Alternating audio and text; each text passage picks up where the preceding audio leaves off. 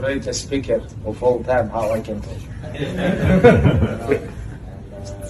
Who's really represent our religion, our Islam, like good manners. This is Dr. Naik. I just smash people's face. I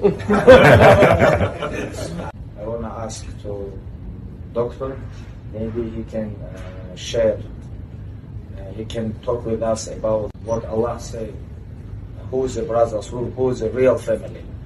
Because I know the ayat when Nuh alayhi salam said to Allah, you promise me you're gonna protect my family when his son don't follow him.